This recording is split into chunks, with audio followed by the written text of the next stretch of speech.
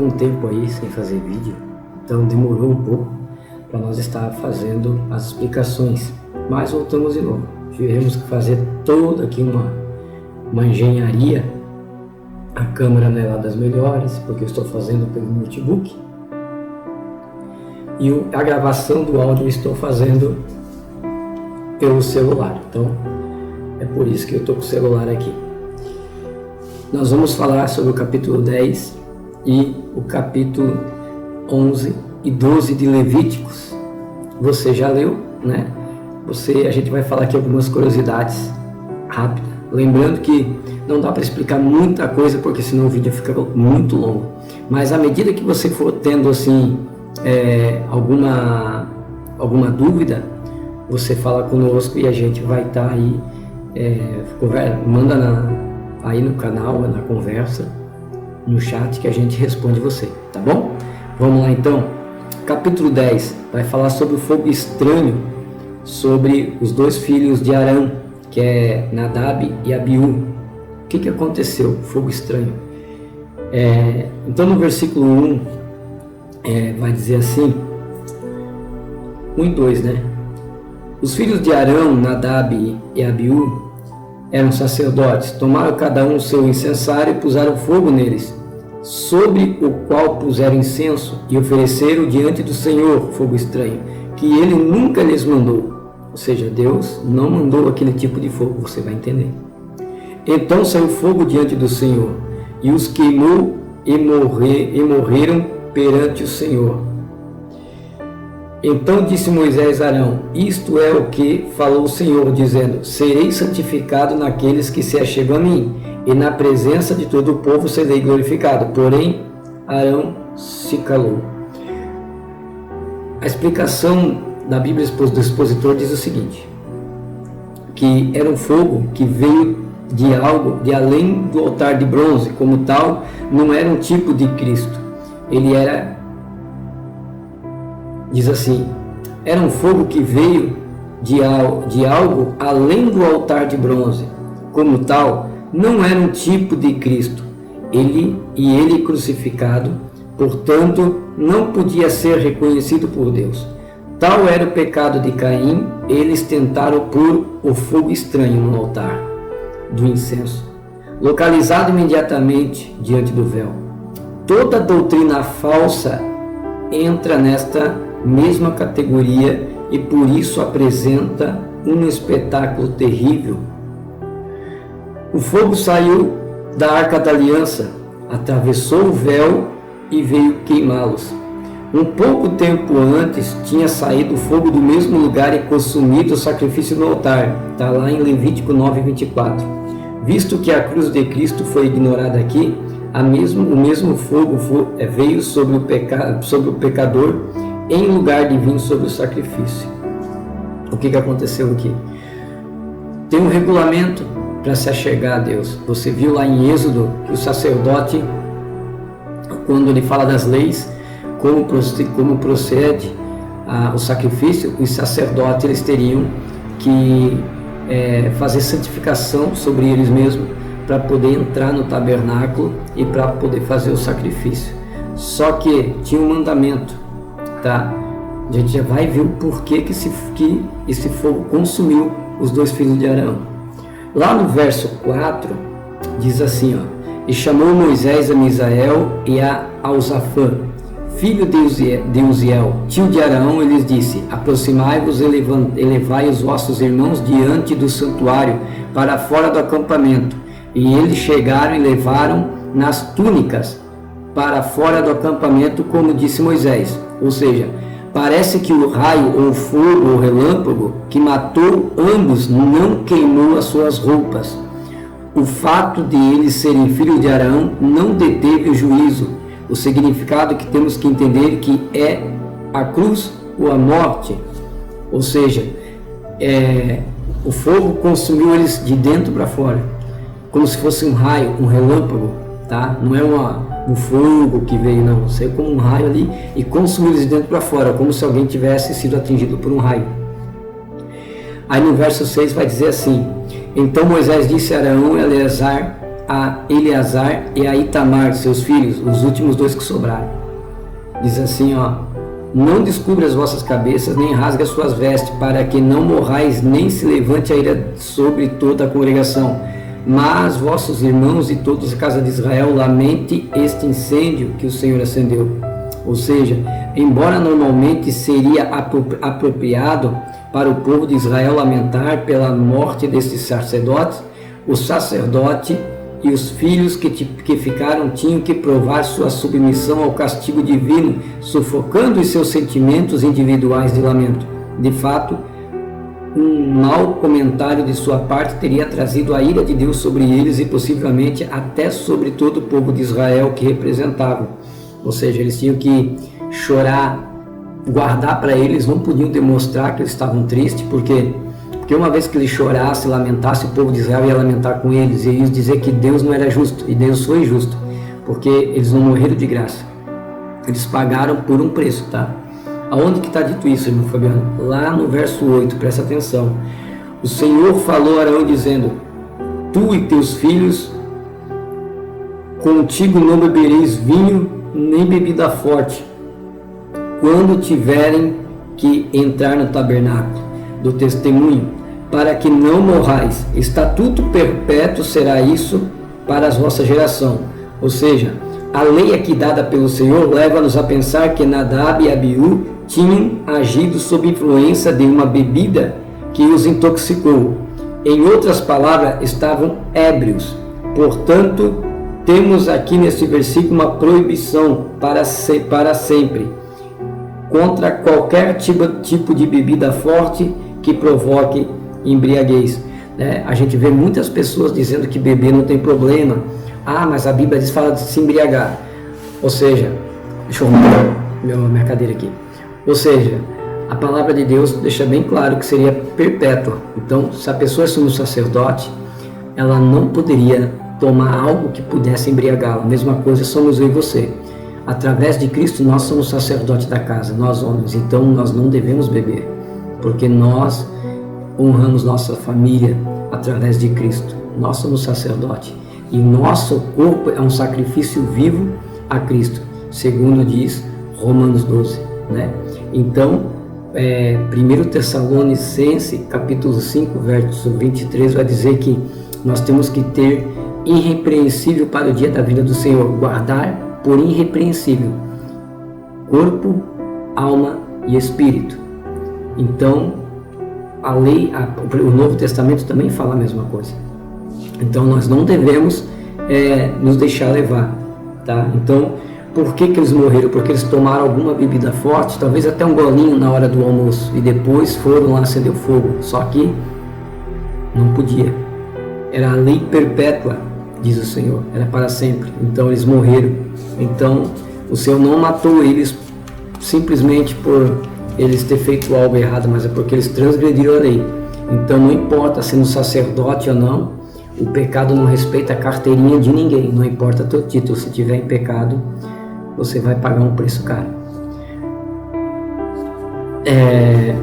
Ainda no capítulo 10,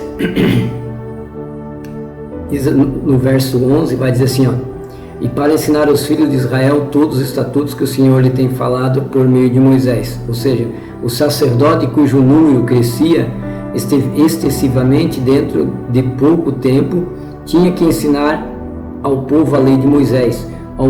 E o mesmo deve suceder agora com os pregadores chamados por Deus. Efésios 4, 11 e 12.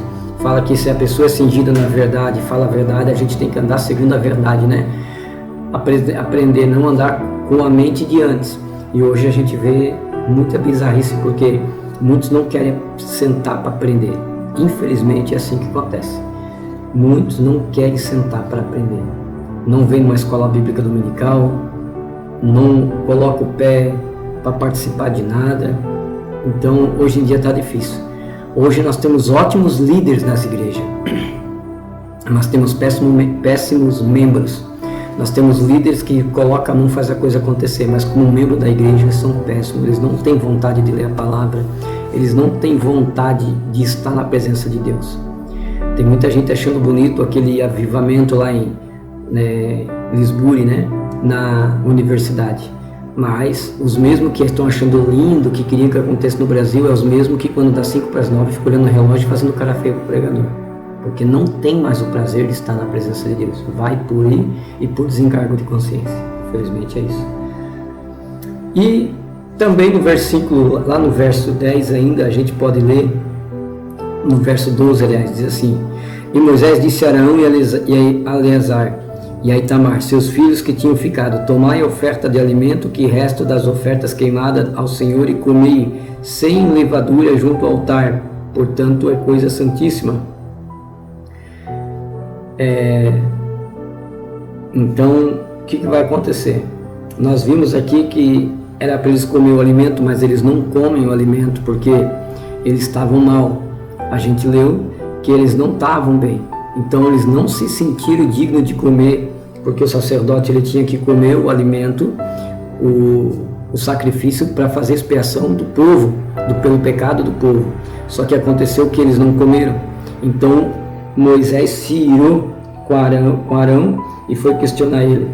Então quando ele foi questionar, Moisés foi conversar com ele por que ele não comeu do alimento, aí Arão responde para ele lá no versículo de número 19: E respondeu Arão a Moisés: Eis que hoje oferecer a expiação pelo pecado e o seu holocausto perante o Senhor, mas me aconteceram estas coisas, pois se tivesse eu comido hoje a expiação, teria sido aos olhos do Senhor? Ele fez uma pergunta: se eu não estou legal, se eu não estou em condições de fazer, se eu tivesse comido, o Senhor ia aceitar? Então Moisés entendeu.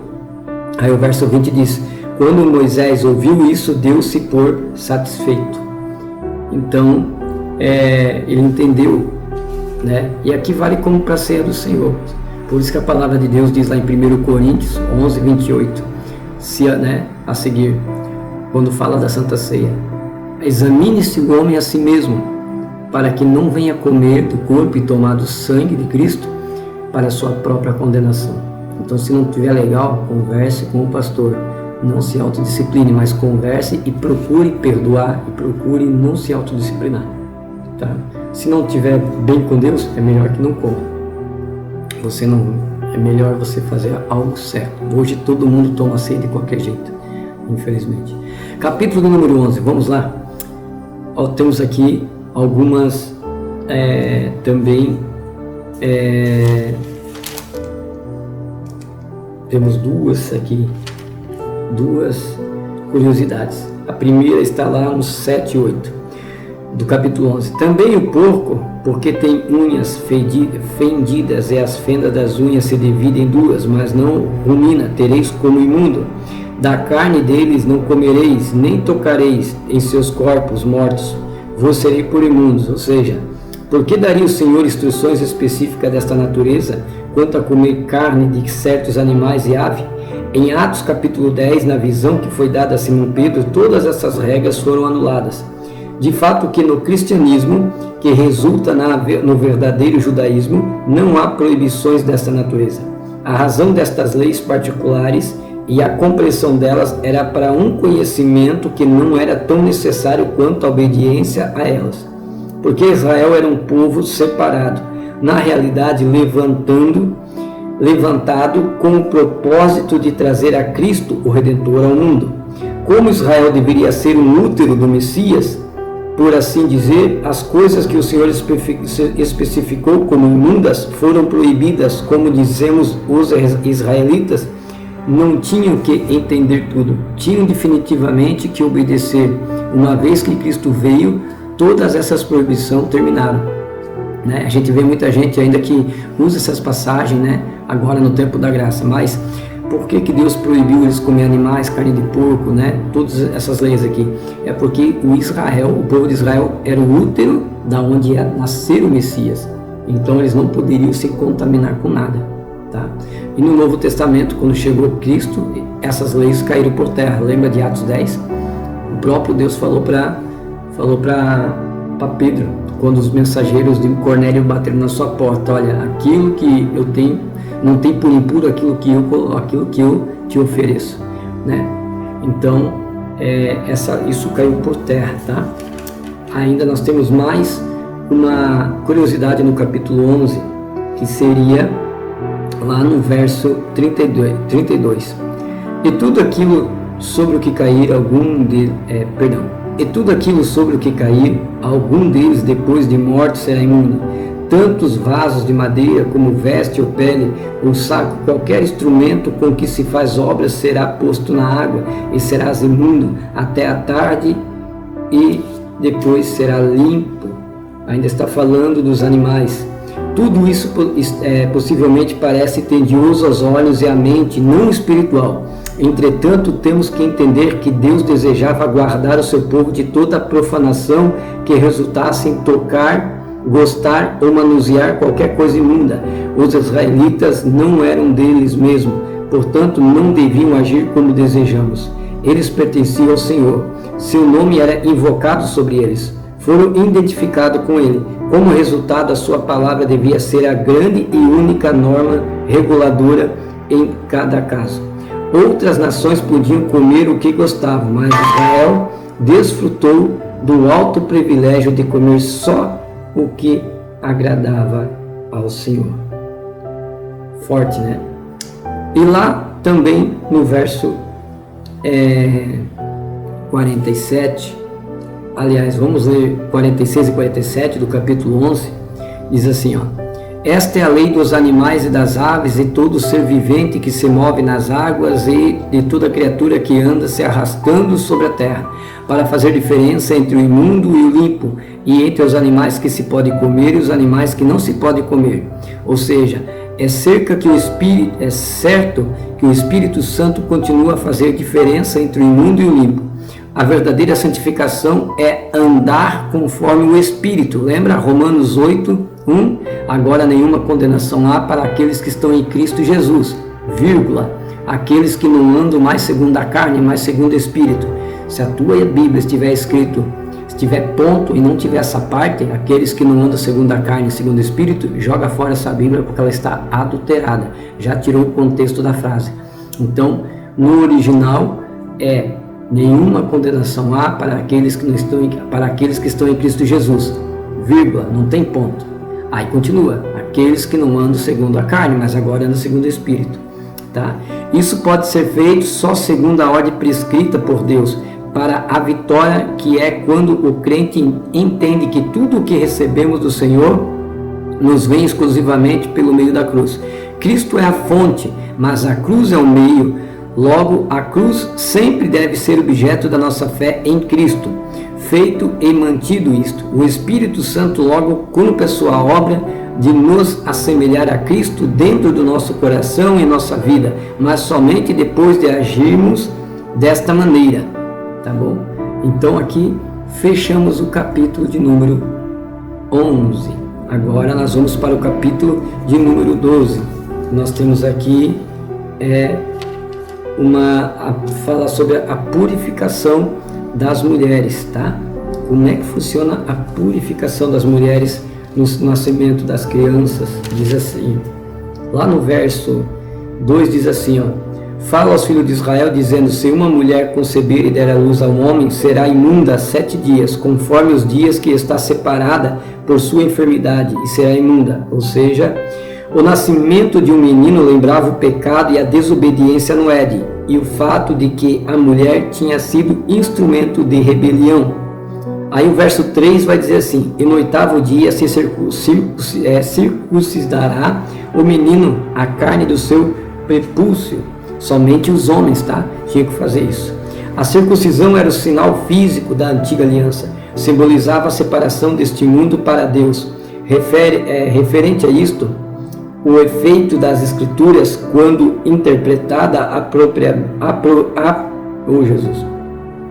referente a isso, quando a Escritura é interpretada apropriadamente na alma de alguém, o que é operado diretamente pelo poder do Espírito Santo, tem como propósito nos conduzir do nosso próprio eu a Cristo.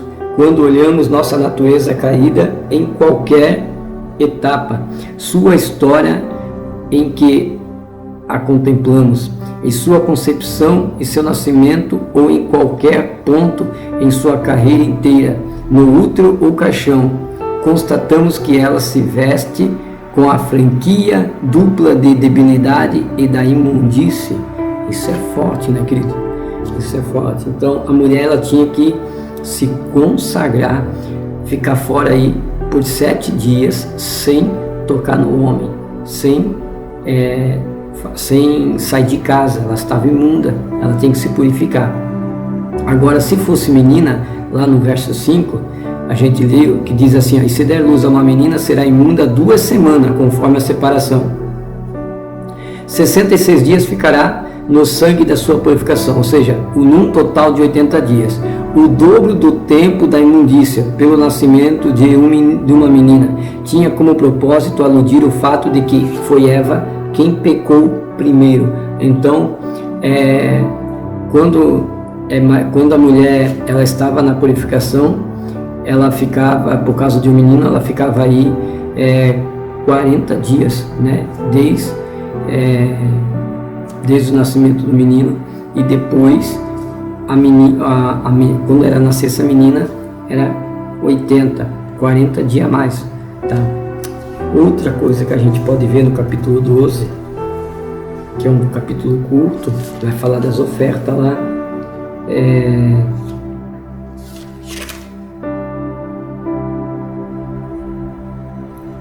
que isso aqui aconteceu, a gente vê na prática lá em Lucas 2, eu acho que é Lucas 2, né?